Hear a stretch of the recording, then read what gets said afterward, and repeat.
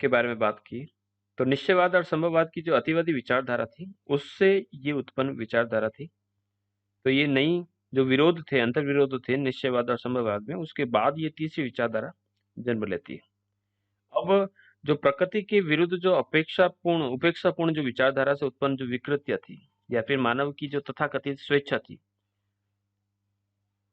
अर्थात हम संभववाद और निश्चयवाद की बात करते हैं, इन दोनों के बीच में एक संतुलन करने वाली अध्ययन विषय की कमी महसूस हुई, और प्रकृति पर बढ़ते दबाव से परिस्थिति की गुणवत्ता नष्ट होने लगी, मानव सहित अन्य जीवों का अस्तित्व खतरे में पड़ गया।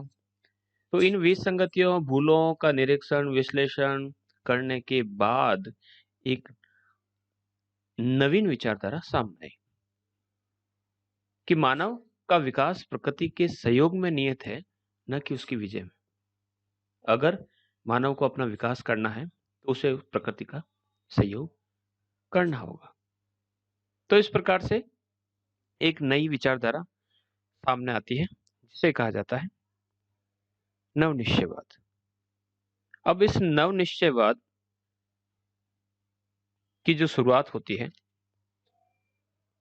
ग्रिफिथ टेलर के द्वारा।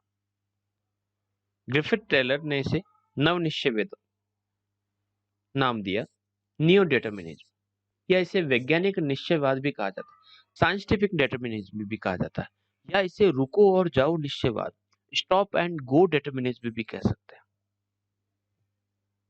जो निश्चयवाद से बिल्कुल अलग है। इसमें कहा गया कि मानवीय जो छांट है, ह्यूमन चॉइस को बहुत ज्यादा महत्वपूर्ण माना गया। टेलर इस विचारधारा के तहत कहते हैं कि वातावरण के द्वारा किए जाने वाले नियंत्रण की उपेक्षा नहीं की जा सकती, यानी वातावरण का जो प्रभाव है वो मानव पर रहता है। जैसे कि हम बात करें कनाडा और साइबेरिया की बात करें, या फिर हम टुंड्रा प्रदेश की बात करें, या फिर हम सहारा के मरुस्थल की बात करें, या हम ऑस्ट्रेलिया के निर्जन क्षेत्रों की बात करें, या हम अंटार्कटिका के हिमाच्छादित प्रदेशों की बात करें, मानव को प्रकृति की आज्ञा माननी पड़ती है। इसमें से किसी क्षेत्र में वह अपनी मनमानी नहीं कर सका है। वह प्रकृति के द्वारा तय किए गए रास्ते पर ही चलने के लिए विवश है। अर्थात मनुष्य चाहे कुछ भी उपाय करे, अंततः जो विजय होगी वह प्रकृति की होगी। मनुष्य प्रयत्न करके, समस्याओं को समझकर, उपाय ढूंढकर प्राकृतिक प्रभाव को थोड़ा पीछे ढकेलता है, पुनः प्रकृति उसे रोक देती है। अतः जो टेलर थे, उन टेलर ने माना जो प्रकृति है वो प्रबल है, मनुष्य और उसके कर्तृत्व इतने ज्यादा महत्वपूर्ण नहीं है। मानव प्राकृतिक वातावरण पर विजय प्राप्त करके विकास की बात नहीं कर सकता, बल्कि उसे प्रकृति के साथ सहयोग करके ही विकास करना होगा। तो ये जो विचारधारा थी, जिसे हम नवनिश्चयवाद या वैज्ञानिक निश्चयवाद या रुको और जाओ निश्चयवाद कहा जाता है, इस पर टेलर कहता है कि मैं इस बात को कभी भी अस्वीकार नहीं करता कि मानव एक महत्वपूर्ण भूमिका अदा करता है। Man plays a very important part, but संसार के सभी क्षेत्रों में मानव ने अपने सामंजस्य में प्रकृति द्वारा निर्धारित की गई सीमाओं को एक कदम और आगे बढ़ा दिया।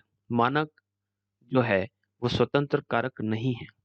Man has advanced one more stage in his adjustment to the limits laid down by nature।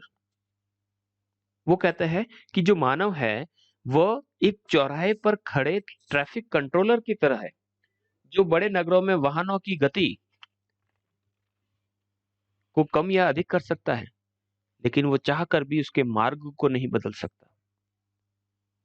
यही रुको और जाओ निश्चयवाद है कि जैसे जो यातायात नियंत्रक होता है वो उसकी सामने आने वाले वाहनों की गति को प्रभावित करता है। अधिक वाहन होने पर किसी मार्ग के वाहनों को रोक लेता है। इसका अर्थ नहीं है कि वह वाहनों की दिशा को ही बदल दे कि नहीं आप गलत दिशा में जाइए, इस दिशा में नहीं जा सकते। नहीं, वो उसको रोक दिया। थोड़ी देर रोकने के बाद उसको वापस वो उस दिशा में जाने के लिए अनुमति देगा। तो मानव प्राकृतिक वातावरण के संबंध में यातायात नियंत्रक की भूमिका अदा करता है। वह प्रकृति प्रदत्त योजना के अनुसार ही विकास की गति तीव्र या धीमी कर सकता है। यदि आर्थिक विकास हेतु प्राकृतिक तथ्य अनुकूल नहीं है, विनाश हो रहा है, तो मानव उस कार्य को थोड़े समय तक रोक सकता है। मानव किसी भी अवस्था में प्राकृतिक पर्यावरण की योजना के विपरीत कार्य नहीं कर सकता। वह प्राकृतिक योजना के कार्य को धीमी या तीव्र गति से करता है, उसे रोक भी सकता है, किंतु यदि वह बुद्धिमान है तो प्राकृतिक पर्यावरण के अनुरूप ही कार्य करेगा। तो इस प्रकार की एक नवीन विचारधारा ग्रिफिथ टेलर द्वारा प्रस्तुत की गई। नवनिश्चयवाद कहता है कि प्रकृति द्वारा तय की गई सीमाओं में मानव अपनी छांट द्वारा अपनी शक्ति, अपनी रुचि और अपने उद्देश्यों की पूर्ति हेतु वातावरण को बदलाव कर सकता है। बदलता ना, यानी वो बदलाव न करके उससे सामंजस्य स्थापित करता है। तो इस प्रकार से उन्होंने ये विचारधारा प्रस्तुत की। मानव पृथ्वी पर निवास करता है, वह उस पर आश्रित है, वह प्रकृति की आज्ञा मानकर उसे विजित भी कर सकता है। इस प्रकार प्राकृतिक सीमाओं को समझकर उसकी उपयोगिता के आधार पर अपनी सुविधाओं और आकांक्षाओं की पूर्ति करनी चाहिए। हमें कदम कदम पर प्रकृति के सहयोग की आवश्यकता रहती है। वो कहते हैं कि प्रकृति को जीतने या स्वयं उसका दास बनने की अपेक्षा मनुष्य को प्रकृति के साथ सहयोग करने की बात सोचनी चाहिए।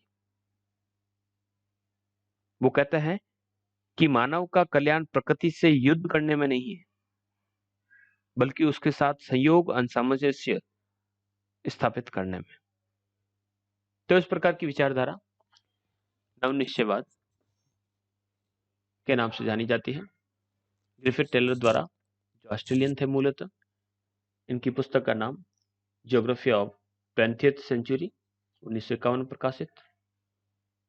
ये मध्यवादी विचारधारा है, यानी मानव प्रगति की गति बदल सकता है लेकिन दिशा नहीं। वह ट्रैफिक हवलदार के समान है। न तो प्रकृति पूर्ण नियंत्रक या न तो प्रकृति का पूर्ण नियंत्रण मानव है और न ही मनुष्य प्रकृति विजेता है। दोनों एक दूसरे के साथ क्रियात्मक संबंध निभाते हैं। तो न तो प्रकृति का पूर्ण नियंत्रण मानव पर है, यानी न तो प्रकृति सर्वसर्वा है और न ही मनुष्य सर्वसर्वा। दोनों के बीच में क्रियात्मक संबंध है, दोनों एक दूसरे को प्रभावित करते हैं।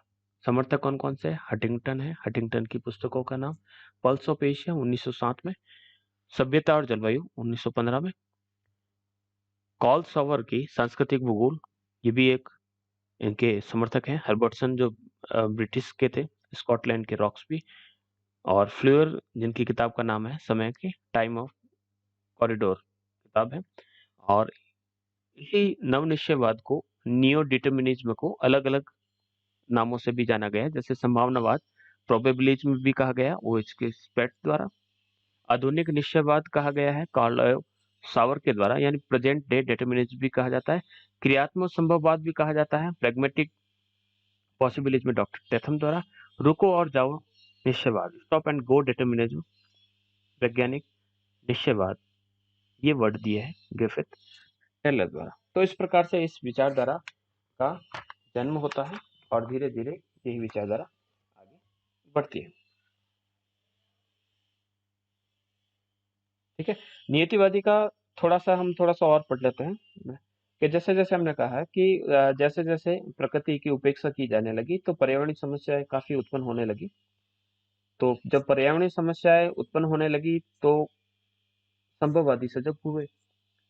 संभववादी ने प्रकृति के नियमों का अनुसरण करके चलने हेतु विवश होना पड़ा। अपनी आवश्यकताओं और उद्देश्यों की पूर्ति के लिए मनुष्य प्राकृतिक वातावरण के संसाधनों का शीघ्रता से अधिक दिनों तक धीरे धीरे उपयोग कर सकता है, लेकिन उसका सृजन नहीं कर सकता। हमें पता है कि हमारे पास पेट्रोल, डीजल, जो भी खनिज पदार्थ है, कोयला है या खनिज पदार्थ है, धीरे धीरे समाप्त हो जाएंगे, लेकिन वो उसे नया नहीं बना सकता। मानव जो दलदल है या बाढ़ का क्षेत्र है या भूकंप के क्षेत्र है वहां पर आवास निर्मित कर सकता है, मकान तो बना सकता है, यानी संभव कर सकता है, लेकिन प्रकृति की चपेट से सर्वदा नहीं बच सकता। कभी ना कभी वो क्षेत्र बाढ़ के क्षेत्र में या बाढ़ के पानी में बह सकते हैं। या नदियों का जो जल है वो बांध द्वारा बनाकर उसको रोक तो सकता है, विद्युत बना सकता है और उसका विविध प्रकार से उपयोग भी कर सकता है, लेकिन जल प्रवाह की दिशा नहीं बदल सकता। कि पानी उत्तर से दक्षिण चल रहा है तो वो दक्षिण से उत्तर की ओर भेजना शुरू कर दे। तो संभववादी कहते हैं कि कनाडा के प्रेरी प्रदेश में हम उर्वरकों का प्रयोग करके उत्पादन को बढ़ा सकते हैं। और डेनमार्क का जो उत्तरी भाग है जो अनुर्वर है, अनुपजाऊ नहीं है, तो उस भूमि में हम उसको उर्वर बना सकते हैं। तो इस प्रकार से मानव ने भूमि उपयोग का प्रारूप निश्चित किया है, ये प्राकृतिक शक्तियों ने नहीं किया। ये वो तर्क प्रस्तुत करते हैं कि हमने इस प्रकार का बदलाव किया है, लेकिन धीरे धीरे कह सकते हैं कि मिट्टी का रंग भी बदलते हैं। जहां पर दोमट मिट्टी पाई जाती है वहां पर वो कहे कि मैं काली मिट्टी बना दूं, तो ये संभव नहीं है। तो इस प्रकार से एक मिक्स विचारधारा, तो हम तीनों ही विचारधाराओं की अगर बात करें तो नियतिवादी कहता है कि प्रकृति मनुष्य को बदलती है, प्रकृति जैसा करती है वैसे चले। संभववादी कहता है कि प्रकृति में मनुष्य अपनी आवश्यकता के अनुसार बदलाव कर सकता है। और नवनिश्चयवादी या नियो डिटर्मिनिज्म वाले कहते हैं कि प्रकृति और मानव के बीच क्रियात्मक संबंध है, दोनों मानवीय छांट महत्वपूर्ण रखती है और वहां पर ये दोनों ही अगर एक दूसरे के साथ सहयोग करके बढ़े तो मानव ज्यादा विकास कर पाता है। तो ये विचारधारा थी नव निश्चयवाद। बाकी क्या क्या विशेषताएं इस स्लाइड्स के माध्यम से आप